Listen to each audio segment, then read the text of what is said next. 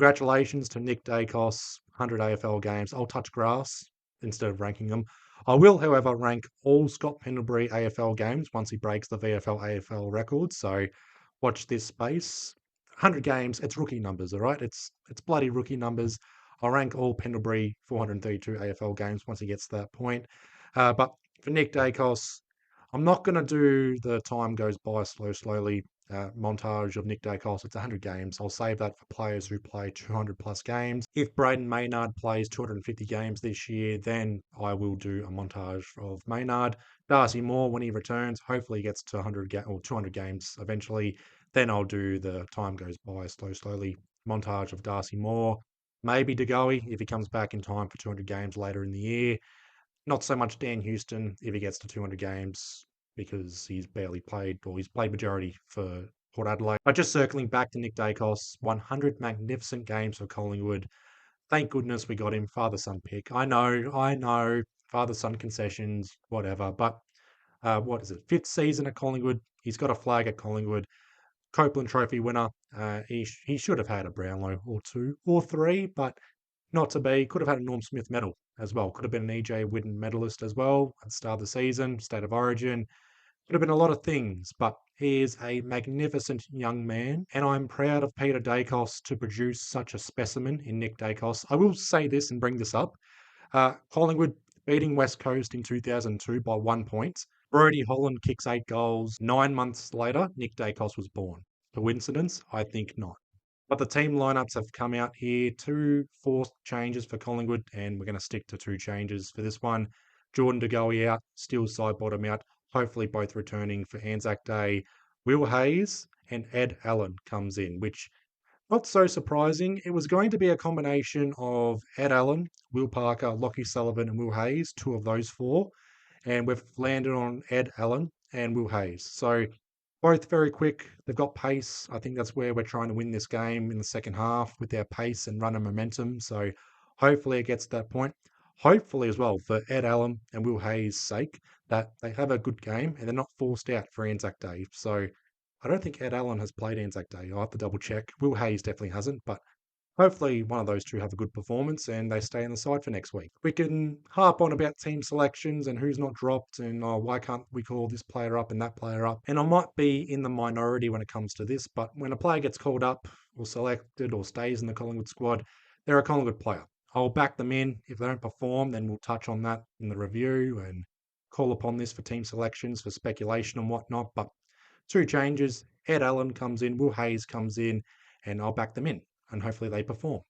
But just on the team selections and the team lineup, Frampton, Jeremy Howe, Braden Maynard in the back line. Jeremy Howe may be the swing man for this game. We'll find out. Isaac Quaynor, Harry Perryman, Josh Daicos. You wouldn't expect Perryman to play on at all. Maynard and Quaynor possibly. It'll be Harry Mackay, Brodie Kemp, and possibly Mitch McGovern, but hopefully we'll have that sorted. In the middle, Rowan Steele, Scott Pendlebury, Ed Allen in green. Half forward line, Bo McCreary, Will Hayes, Lockie Schultz. Disregard the magnets there. You wouldn't expect Will Hayes to play centre half forward. Clonking Marks as a key forward, but Will Hayes is in for speed, hopefully up the ground, hopefully inside 50, hopefully kicks a goal or 2 or 3 and has a good performance to stay in the squad. I'm wishful thinking right now. And the forward line, Dan McStay, Jamie Elliott, Tim Membry, you 3. Get it together, man.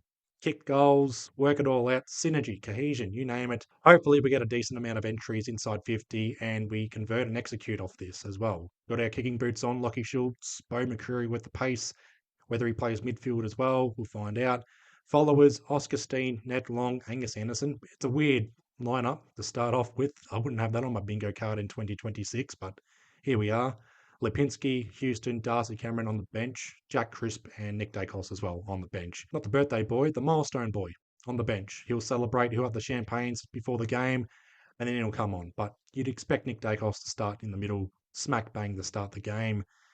And whether Darcy Cameron and Oscar Steen rotates between the ruck and the forward line, I wouldn't want them rotating between ruck and the bench. Bit of a wasted spot. They do offer something around the ground. Oscar Steen up forward, Darcy Cameron filling a hole down back. And the emergencies, Will Parker, Sullivan in orange, being called up technically, and Jack Buller. We are playing the VFL Friday night, Icon Park. It's Collingwood v Carlton. I wouldn't want any carryover emergencies, to be honest. Will Parker, Sullivan, Jack Buller should all be playing the VFL. If there's anyone in doubt, like a Charlie West with his foot, then maybe rest them. But from the emergencies, I wouldn't want anyone that's a carryover. Just everyone's playing this week. And for what it's worth for Carlton, I did speculate on 6 changes. It's just a 3, or just a 3 for Carlton. Wiedering, Harry Dean coming back in, Wade Dirksen and Jordan Boyd dropped.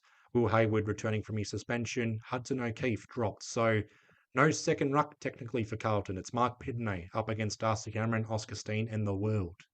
But whoever the second ruck is for Carlton, it might be Patrick Cripps. We have to focus on that. We have to respect that. You might think, oh, Patrick Cripps in the ruck, whatever. But no, he's a solid hand in the ruck in the stoppages. I'm not too sure about the centre ball ups. It might be all Mark Pidney. They might be relying too much on that. They've got a solid midfield, so we have to respect it. On paper, the midfield's got us beat, but can they execute? Can they convert, Carlton? I hope not. I hope bloody not. Collingwood needs to respond in this game, not just up forward, but in the midfield. Less so the back line, but hopefully our back line holds up well. But look, I don't have a lot to say about the matchups and who plays on who. I expect Nick Daicos to get tagged, to be honest. We've got to provide support for him. Carlton, they're Bulls. We've got a few Bulls. Can we match it with their Bulls? And the second half, obviously, will be a key talking point. Will Carlton have a better second half compared to their first halves? Can they run out this game? Can Collingwood bring back their brand of footy? Can they score over 100 or over 90 at least? We haven't scored over 100 since Carlton last year. That third quarter against Carlton was just so good to watch, and here we are now. But my final word, you're seeing Collingwood fans talk about how Carlton's going to play their grand final against us, and you see Carlton fans talking about how they're going to play Collingwood back in the form. It's very interesting. The Not the negativity. I've been pessimistic and negativity myself this week. I am a bit more jumped and pumped and buoyed and whatever, but whatever. But Jordan Boyd, you're not playing, but I'm starting to get around to this game. It's 2-3 against 1-4. It's a bottom of the ladder 8-point game for us. Get ourselves back into wildcard purgatory for Carlton. Get themselves out of the bottom 4. Drag us into the bottom 4 as well. I'm hoping this is not a case of 62-46 or anything like that. Last year it was 63-46, but that's because of the weather. It's not expected to piss down rain Thursday night. I have to double check, but hopefully it's not a wet weather scrap. Hopefully it's not a scrap. A professional win, sure, but not a scrap, please. We had that last week against Freo. We lost. Carlton, they looked good in defeat against Adelaide. Couldn't hold up for 4 quarters, but they looked solid. We didn't. We fumbled the bag. We fumbled the win. So, yeah, a lot riding on this game. Hopefully we don't lose, and hopefully it doesn't get to that point. Will Hayes, Ed Allen coming in. Hopefully they have good games. What are your thoughts on the team selections? The final word, Nick Daicos, 100 games, the rivalry against Carlton, just everything few and far between. Leave your comments down below. Friday night or Saturday for the round 6 review. I will have a VFL report up Saturday or Sunday, but it's all to watch this space. Be well, stay safe, and I'll see you guys in the next one, whenever that is. Up the pies.